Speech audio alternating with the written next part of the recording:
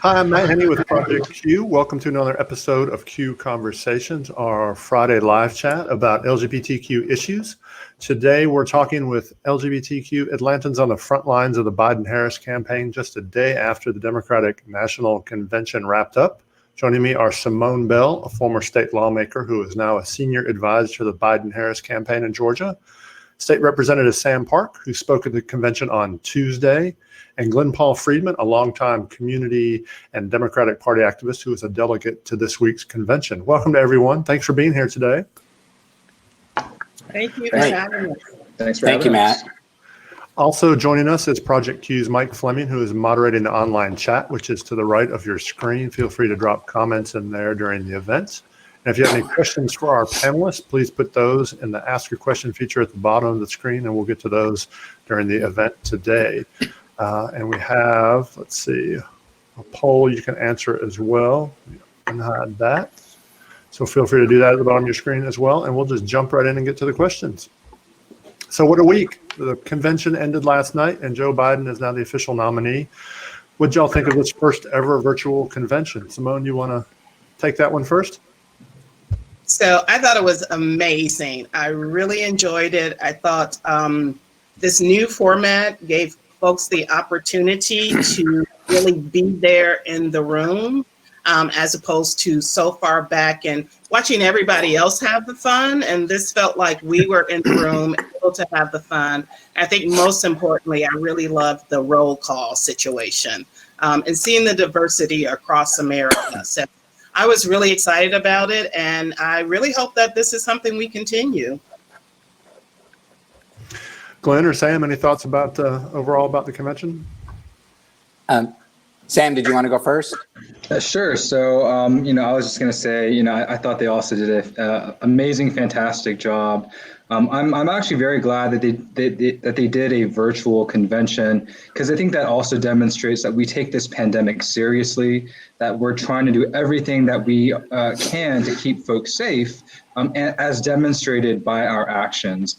And as, of course, Simone referenced, it highlights how the Democratic Party represents the diversity of this country, but also that we're united. And I think that's such an important message to send over the next 75 days or so in order to elect Biden and Democrats across the country. Yeah, and Matt, I was going to say, I also agree with Simone and Sam. I thought the roll call was really cool. Had we all been there and the kind of the normal thing, I don't think you would have gotten that, coolness, and also the opportunity geographically to see all these states and the different people, just everyday citizens kind of being able to put their, announce their state delegates or the state votes. But I also thought the idea of President Obama's speech, the idea that had it been in a convention hall, I'm not sure it would have been that same.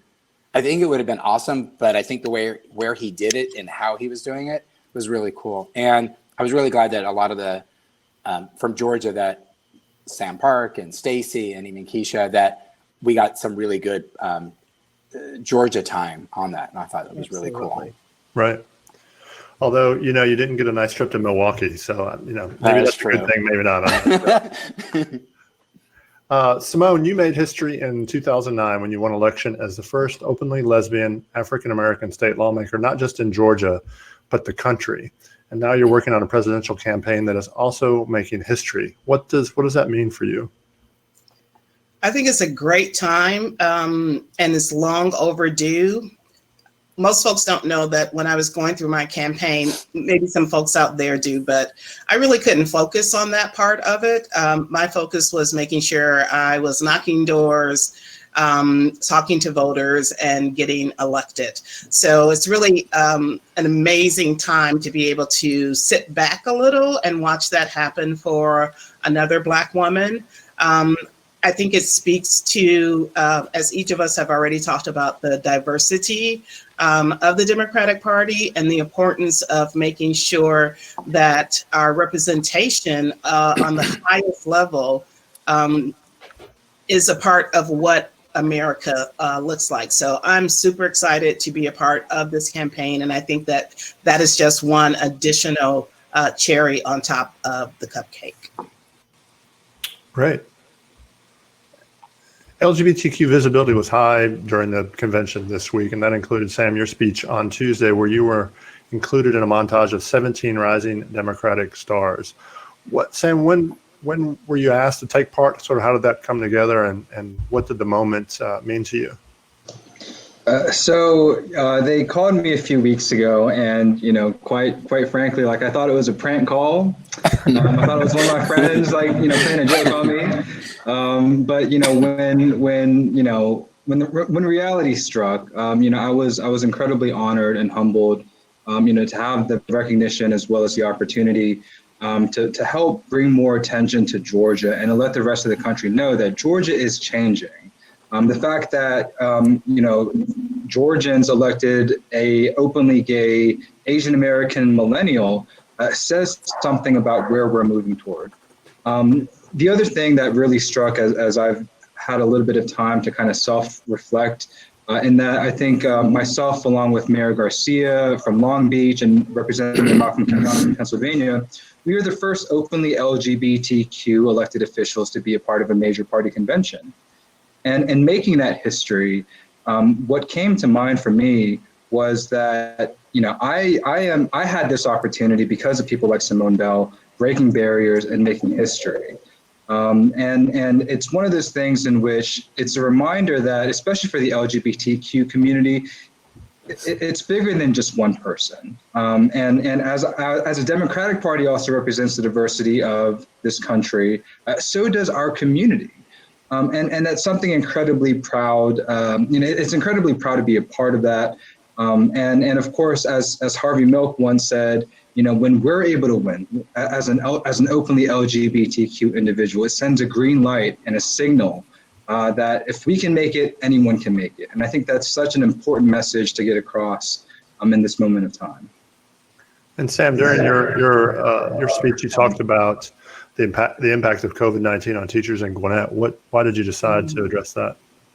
I thought it was really important. Over the past, few months, we've seen under Republican leadership, Trump and Governor Kemp, the lack of a plan in which they're simply trying to make teachers and students go into this very dangerous environment as if there is nothing wrong, as if it's business as usual. And so I think highlighting folks and trying to bring attention to that issue is something that I think as elected officials is part of our job, to give voice to those concerns, to give voice to those that we serve, and hopefully, and this November, hold our elected officials accountable for the decisions that they make, especially if they're putting teachers, students, and families at risk. Okay.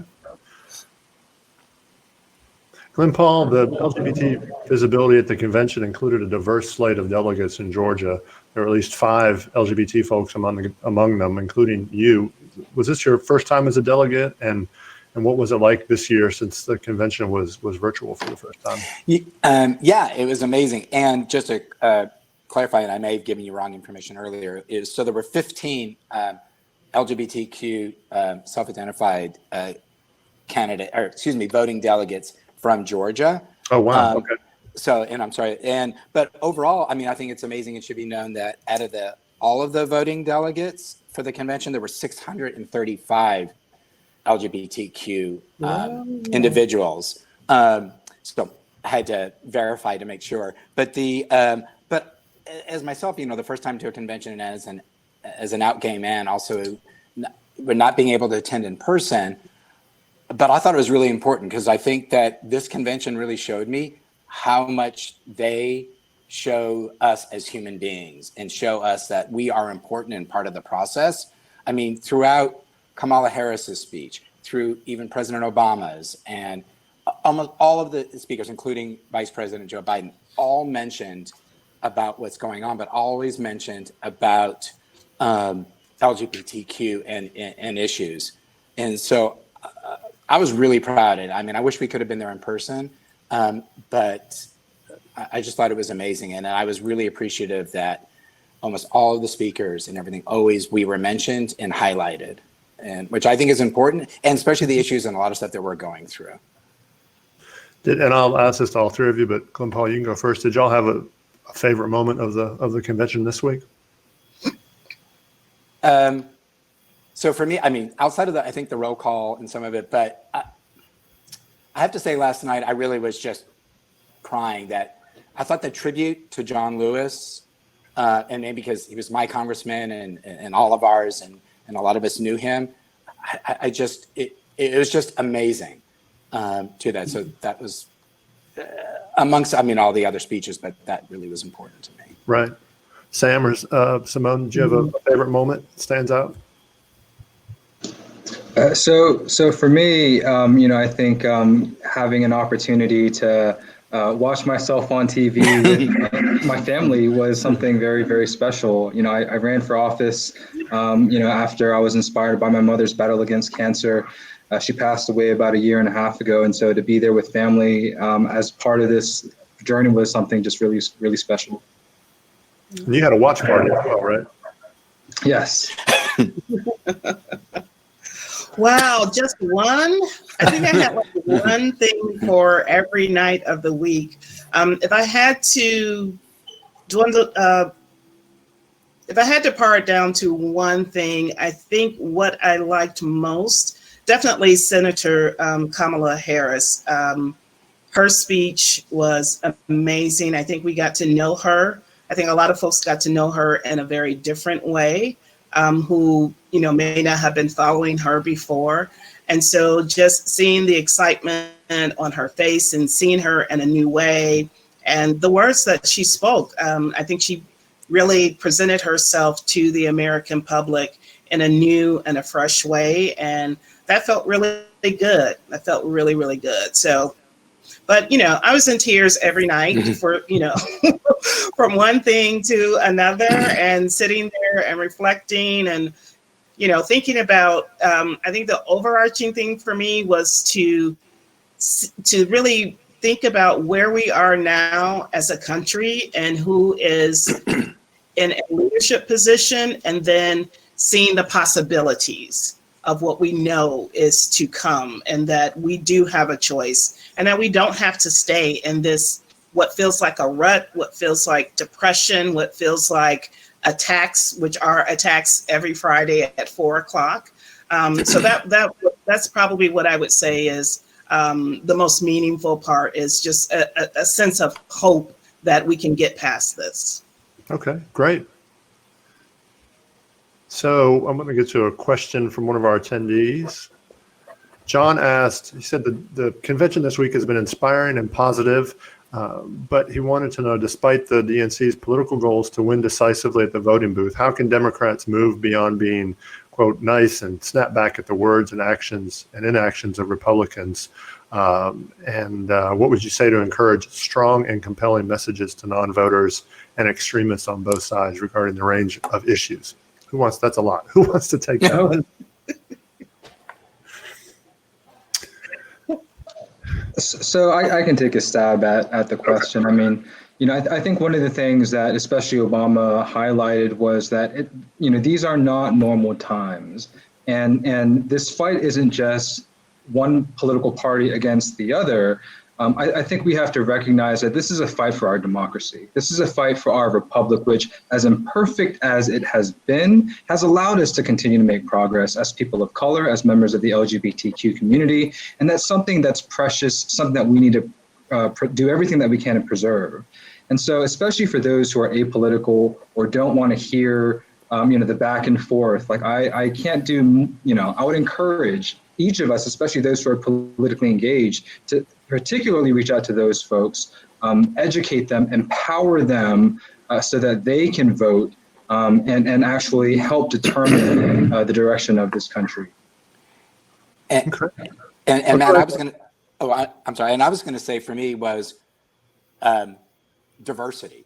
I mean, outside of what we saw at the convention, which to me was just amazing of Americans of all different types, I think that if President Trump is reelected, I would tell folks that absolutely, I believe that, especially on LGBTQ issues of laws, will absolutely be changed. I mean, their platform is, again, against gay marriage, against discrimination. I mean, absolutely promoting discrimination. I also think that, I know not everybody sees the Supreme Court as a big thing, but think about not just what's going to happen in the next 4 years, but what's going to happen as all of us get older and stuff like that. I mean, laws that are going to go against us, and these are not my words. I mean, it's not political spin. I mean, the president has been saying this daily. And the other is just the idea that we, even here in Georgia, that have a right to vote, and the idea that we can march up and down Freedom Parkway after all the stuff that's been happening with the freedom of speech. He's already said he would already be taking all that away. I mean, Vice President Biden's speech last night talking about to what the marches and the police brutality of stuff of making it to World War II of Nazi, kind of using that kind of analogy of some of this. I think it's a very clear picture about what we're ahead. It is incredibly scary times, and not to overplay this, but I can't imagine anyone, whether you agree or not with Biden, that just what is ahead for all of us, especially as LGBTQ citizens and individuals. Okay, thanks, Glenn. I'm happy to say that I think we came out strong. I think the Democrats said a lot of things in a very aggressive way this week that may not be something that we're accustomed to hearing from Democrats. And I'm really excited about that. I think in talking to folks who may still either be on the fence or where voting is not their thing, I think we have so many different things that are going on right now, community-wide. We've got folks on the ground. We've got folks at the table. We've got folks volunteering. I do think that there is a place for folks to be in this political process. And I think right now what we have to do is what Sam and what Glen Paul have talked about is to really think about the future. We need everyone to do their work. And those of us who are 100% behind voting have to do our work to push that as well. So we have a great opportunity here that there's diversity in how we get forward, and not just diversity within the campaign itself. So there's a spot for everyone, and I don't think anyone should be looked at as not participating, because those of us who are voting, we need people in the streets. We need people who are sitting in elected offices pushing. We're going to have heavy work to do even to get through this election. We've already seen, I think this morning, that the opponent has said that he's going to set up sheriffs and police officers at voting precincts. We have folks out there that are really fighting to make sure that the Postal Service has everything that they need. So it's going to take everyone, and we should just all get in where we're fit in and make sure we're doing our particular work to the best of our abilities. Well, and Simone, you're a senior advisor to the Biden-Harris campaign in Georgia. So what does that mean? Do you have a portfolio of issues that you work on, or can you talk a little bit about what your role is with the campaign? It means I get up every morning and have the great opportunity to do everything I can to get Biden and Harris elected across the state of Georgia.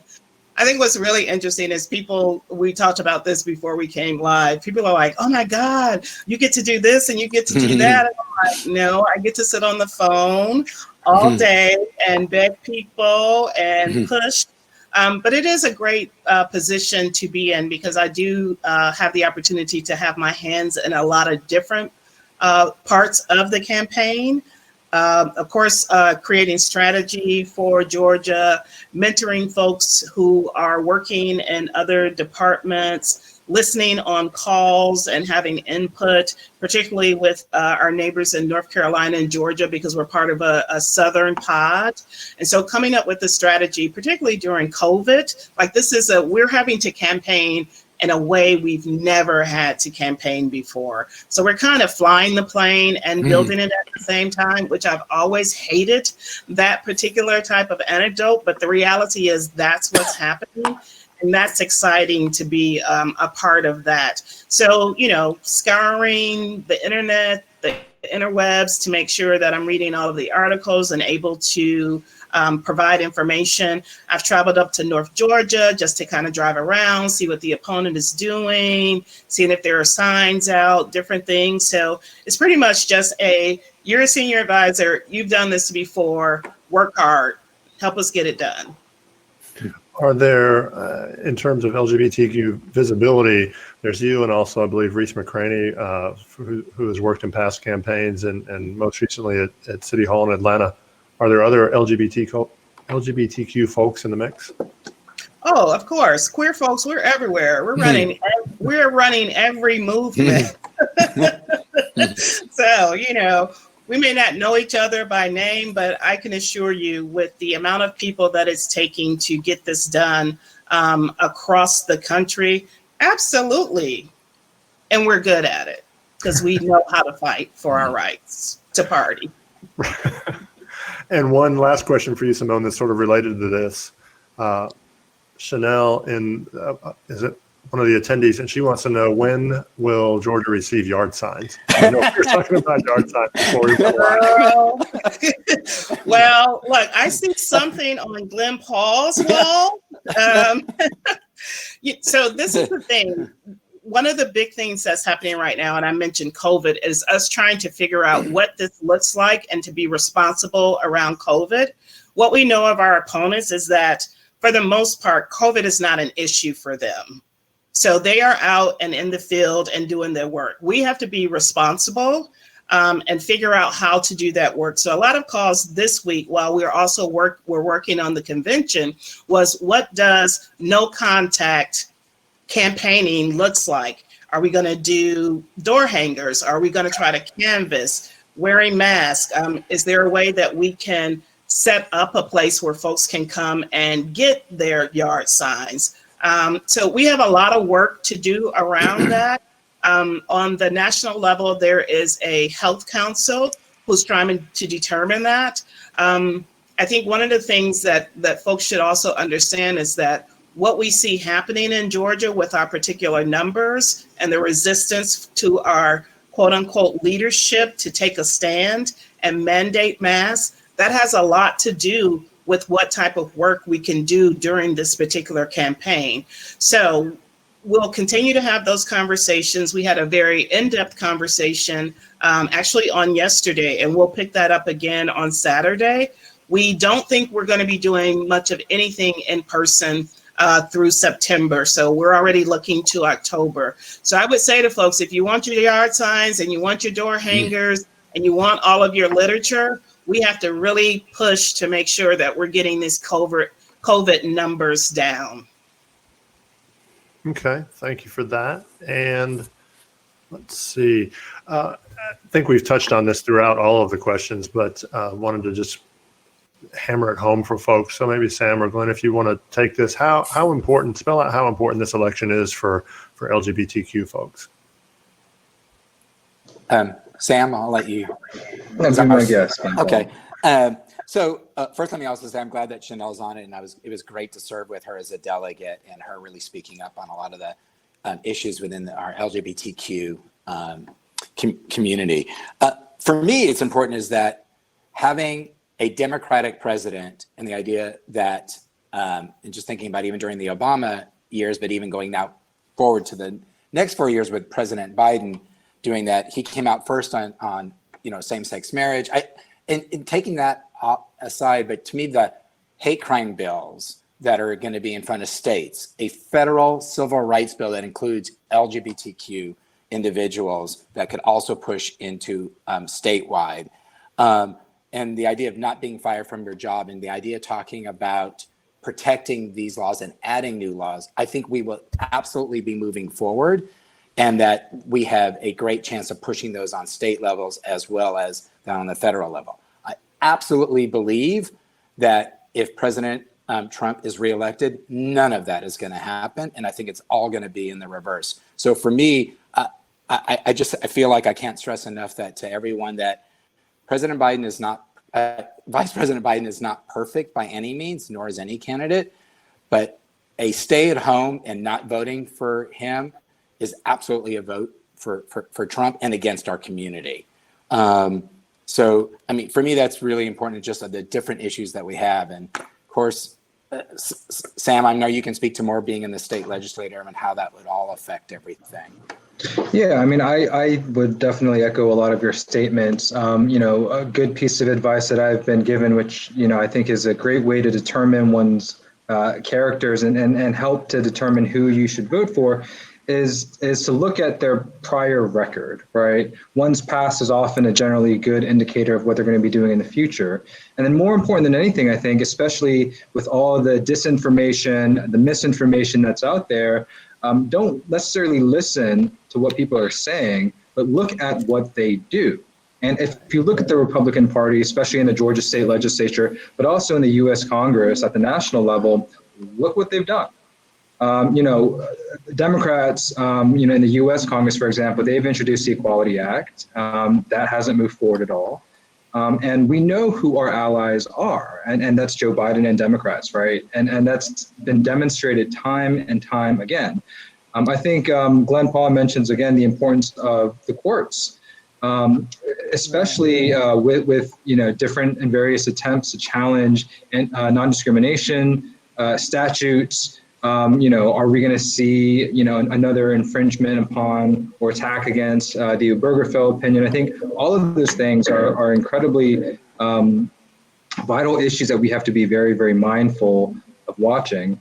But when all is said and done, right, our rights are on the line because what's going to happen this November will determine what, I think, as Biden has stated, it will echo through the generations, right? This is such a critically important election that we have to go all in, right? We have to get off the sidelines. We have to get involved because it's not only our democracy, it's everything that impacts us, from our health, our education, from being treated with equal dignity in this country, and our ability to make progress going forward.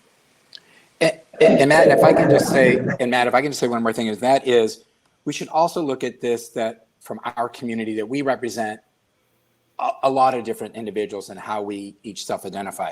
But I also find it incredibly important that within our trans community, the idea of what Trump has said in regards to serving in the military, that there is no place for any, individuals, let alone probably other people, ever how they self-identify.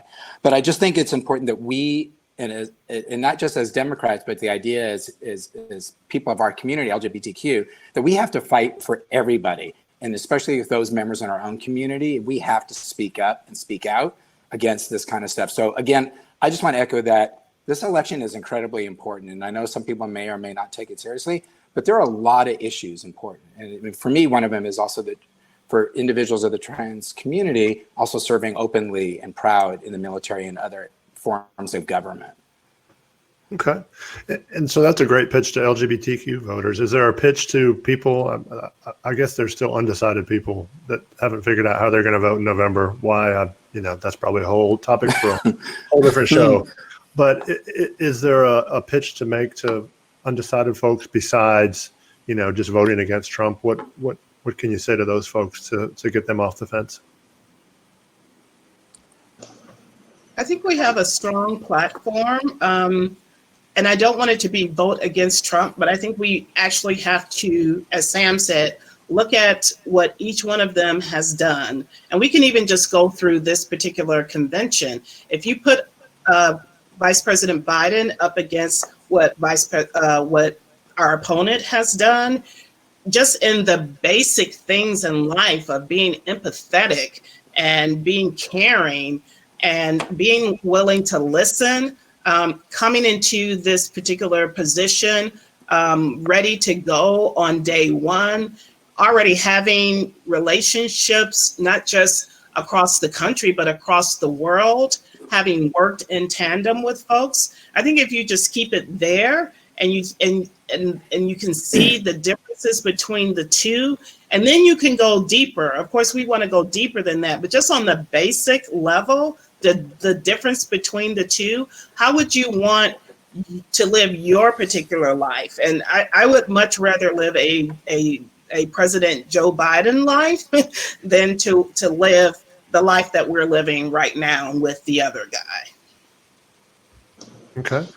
So I would add a few things, right? Similar to what Simone was saying, character matters. And I think the contrast between the two can't be greater.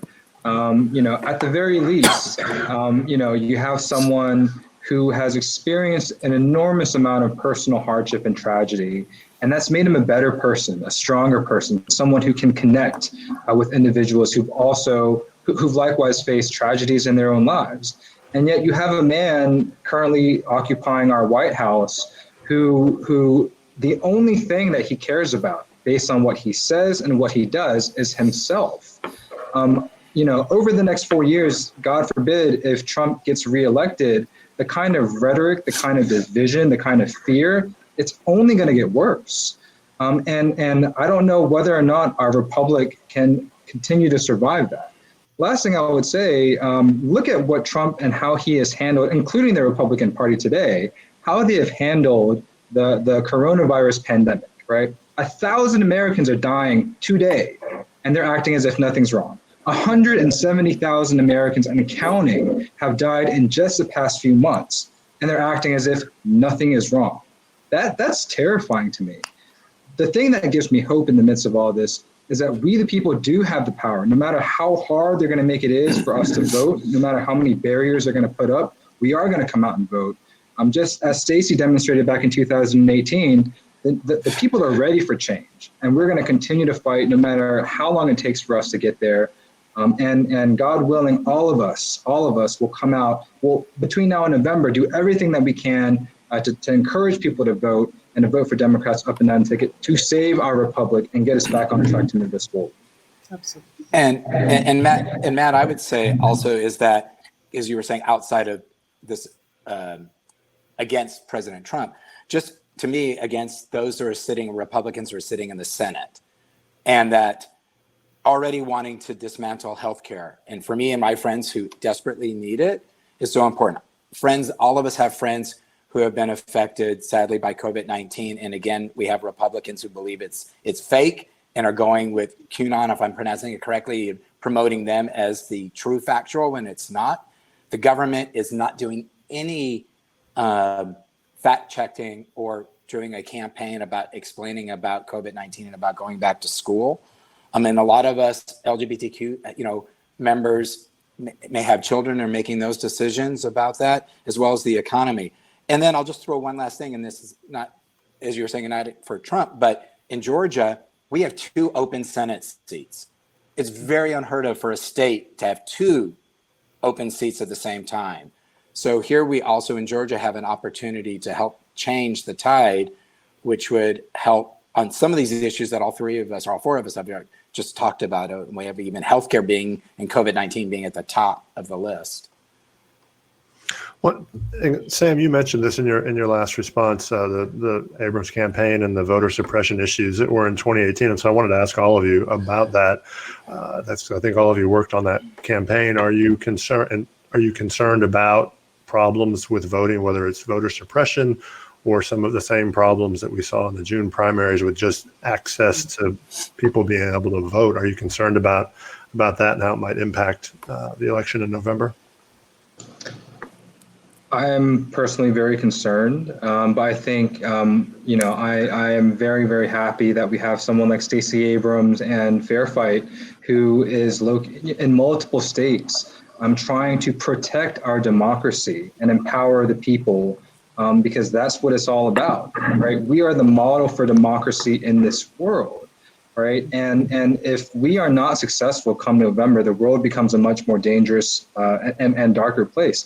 All that to say, there are many ways in which, we can ensure our vote counts. And I would encourage folks to apply for an absentee ballot because that provides for a paper trail. Fill it out. Be very, very careful in how you fill it out because, again, Georgia is very aggressive, very strict in trying to prevent your vote from actually counting. And then, of course, if you, carefully fill it out, submit it timely, and do it now, right? Now is the time to be doing that, given all of the delays that they're trying to set up.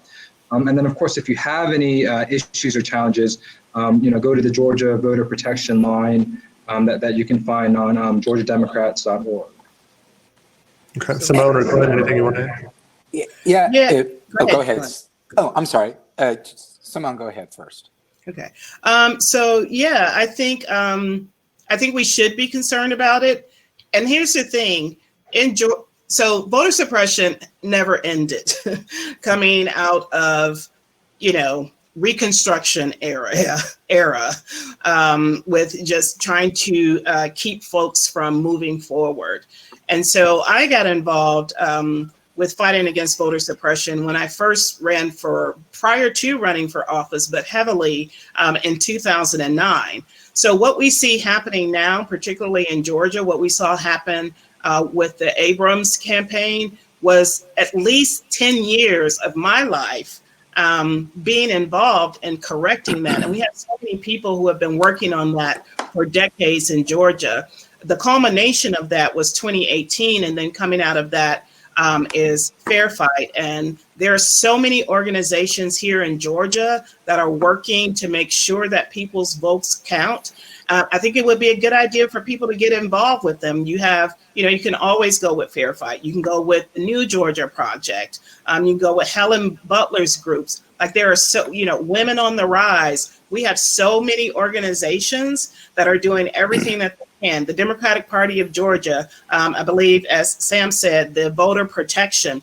This is an ongoing thing, y'all, and it's not just during election time. So we have to take advantage of those particular resources and the hard work that people are doing and make a plan. You can give them a call, let them know what some of your concerns are. They can address them specifically for you. Like Sam was saying with the absentee ballots, there's so many questions about that right now. Take a minute and call New Georgia Project. Take a minute and call Fair Fight. Take a minute and call the Democratic Party of Georgia, and get your questions answered. There are seminars that are happening. I just posted one on my Facebook where experts are going to be talking this evening at 6:00. It's all virtual now, so you don't have to go to the office. It's easier right now to get the information that you need because we've all had to focus on doing things online. Is one going to be better than the other? It's going to depend on where you live. We're putting out more boxes so that you can drop things, so that you can drop your ballot in. But there are some counties that don't have drop boxes. So that's why we say make a plan so that you know. And keep in mind, we'll have early voting.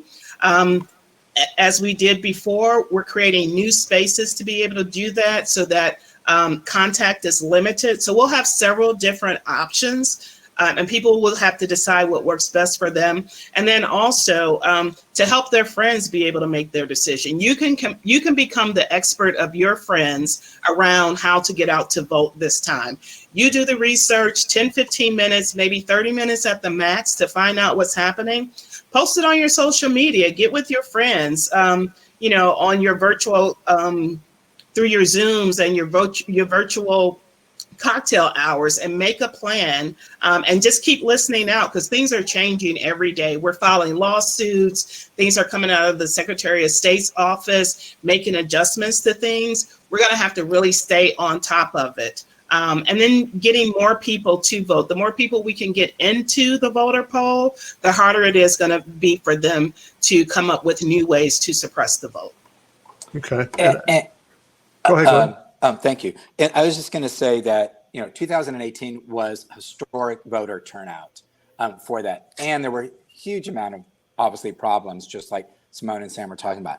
Also, we only have to look back a few months, if not even that, as to the Georgia primary and the issues that we had throughout the statewide with these new voting machines and how do they even handle it and during COVID-19. So I just want to say that for those who hopefully have been watching the press and stuff, that Governor Kemp and the Secretary of State have already just publicly said they're going to remove people, inactive voters, from the rolls. Just, again, voter suppression to remove people, especially people of color in rural counties, to move people off the rolls and make it even harder.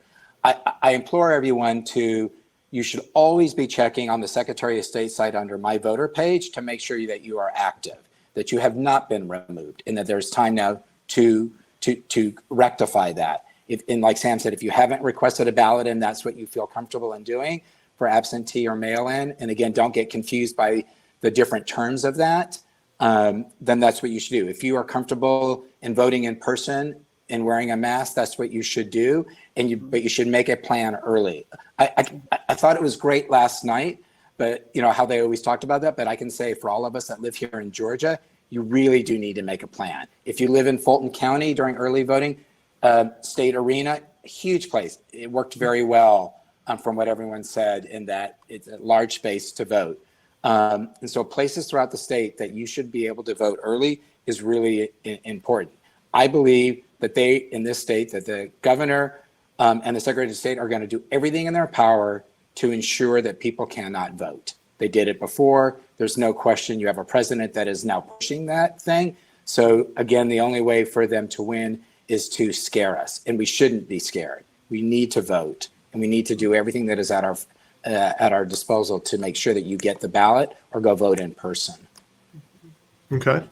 And so this is a question from the attendees, as well as it's close to one that I wanted to ask as well. So beyond voting, what are some concrete things that LGBT folks can do between today and November and the election to help? I think one of the big things we need to do is stop spreading misinformation. And so as you're posting articles online, we got to make sure that we're doing our due diligence to make sure that we are not adding to what the opposition is doing to try to scare us from voting, to try to make us think that our vote is not going to count. I think also the other things that we can do between now and then is just familiarize ourselves with the platform. I don't take part in social media arguments, but I do think that this is a place for you to the point that you feel comfortable, is to make the case of why you are going to vote in this particular election. But I really want people to be careful of what's on the internet, be careful about clicking links that look like they're from Democrats, be careful about things you get in the mail. And I bring this up because I'm on these national calls. And in North Carolina, they're receiving absentee ballots with President Trump's face on them. There are things that they're just, and that's a true story. And then you have this idea that folks are cutting off the scannings, the barcode at the bottom of the absentee ballots, and because people are saying, well, it shows whether you're a Democrat or Republican. So they're either cutting them off or marking them out, which creates a bigger problem. You think, okay, well, I don't want the postman to know that I'm voting Democrat, so I'm just gonna, I'm gonna scratch that out and then try to mail it. But that's not the right way to go. So just really watch the information that you're reading. Make sure you're talking to reputable sources, that you're following that. Again, we have so many resources and organizations in Georgia that you can call and ask, and they can lead and guide you. But I do think that's going to be a big part. It's just making sure we're putting out the right information. And then, Matt, I was going to suggest also that for those individuals, and granted we're in COVID-19 and there's not a lot of opportunities, for door to door and face to face, but there is opportunities to volunteer. Make no mistake. I mean, that even though we're in this certain pandemic, you can still be involved. And I would say if you're comfortable and you want to volunteer this way, you should go to the Biden-Harris website, to joebiden.com. You can sign up as a volunteer. But locally here in Georgia, regardless of what county you're in, you can go to your Democratic State Party. They're all looking for volunteers to help, as well as the Democratic Party today just released on their website a whole list of weekend action updates, as well as things that are going forward where you can volunteer. And most of this may be texting, phone banking, Zoom calls, as Simone said, getting out factual information. These are really good websites. And especially here in Georgia, I strongly suggest go to the Democratic Party's website. It's right on the front, and you can sign up for a lot of this information, a lot of the weekend, during the week and weekend opportunities.